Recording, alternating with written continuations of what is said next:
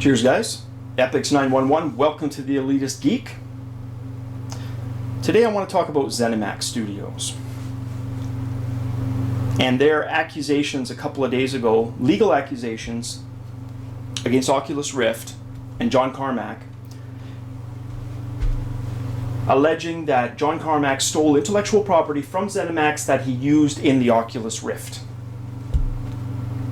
But before we get to that, let's do a little history lesson.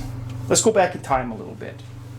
As an older gamer, I remember publisher and developer Electronic Arts, when under Trip Hawkins, they were a company that prided itself in creativity. In fact, the original name of Electronic Arts was Electronic Artists. And I'm talking about the Trip Hawkins era of Electronic Arts. Trip Hawkins firmly believed, that game programmers, game developers, game designers should be rewarded creatively and via accolades.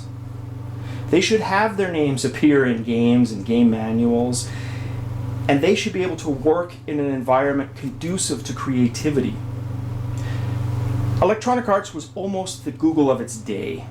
It was a super relaxed atmosphere. It was a place where you went to work but didn't feel like you were going to work. You went to feel like you were sitting in your room at home programming if you were a game programmer.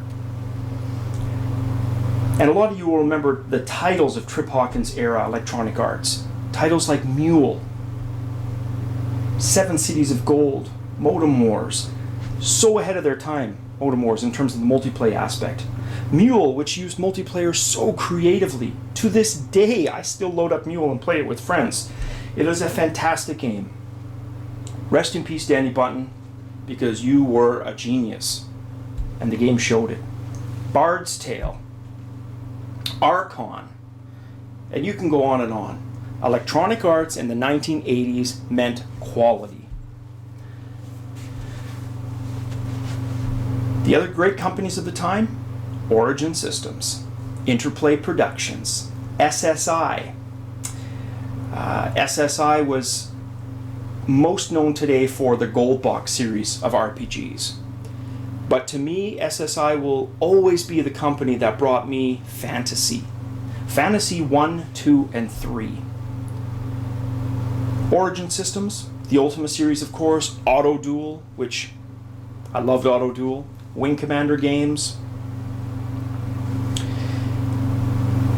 Things changed in the early 90s. Trip Hawkins sold Electronic Arts, and effectively the Trip Hawkins era of Electronic Arts was over, kaput. Electronic Arts began to gobble up companies. One of the companies they targeted, Origin Systems. Origin had published games from Looking Glass, like System Shock and Ultima Underworld, and of course their own games, Wing Commander and the Ultima series.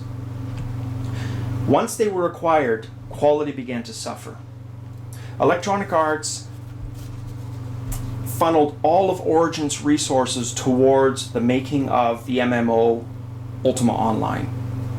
And unfortunately, the rest of the Ultima series suffered.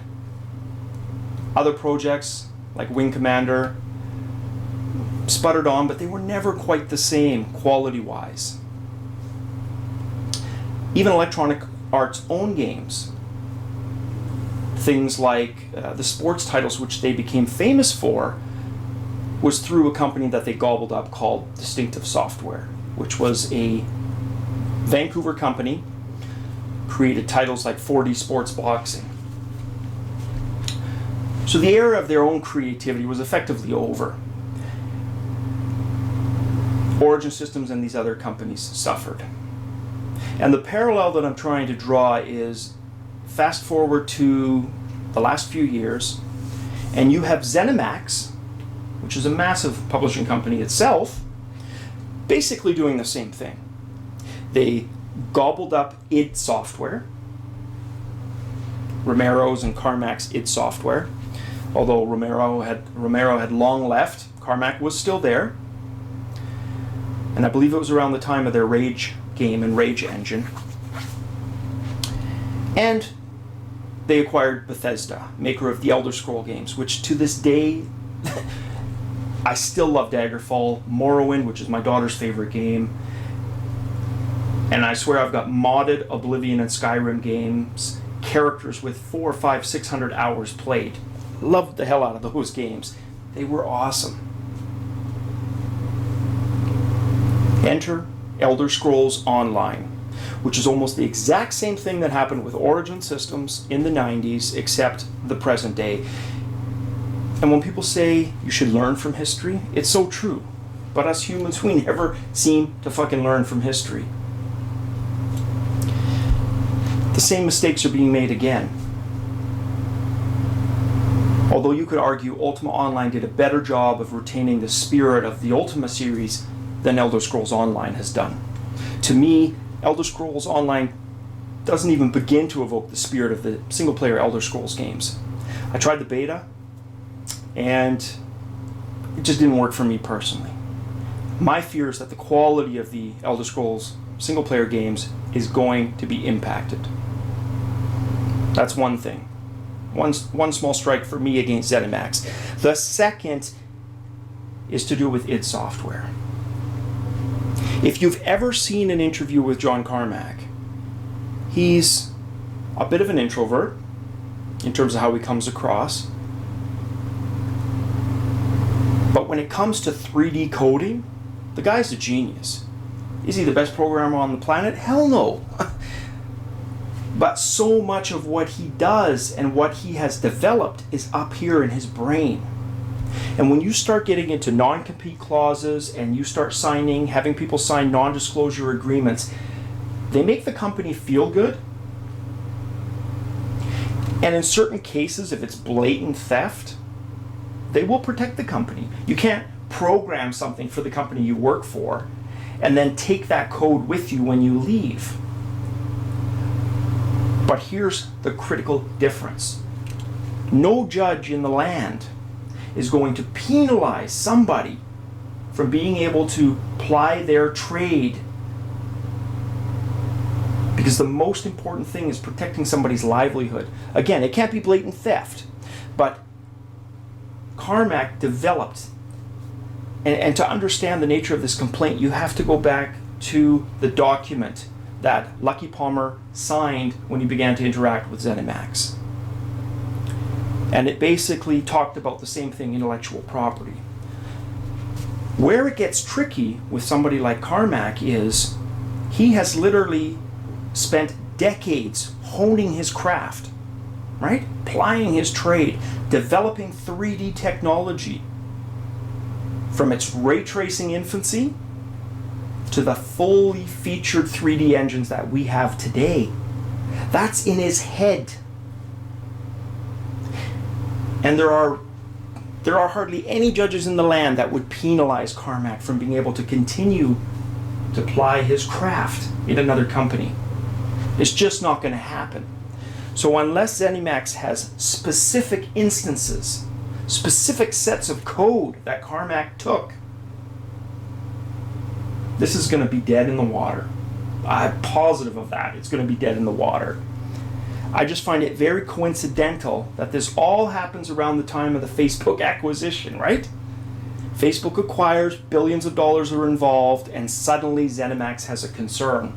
They certainly didn't before.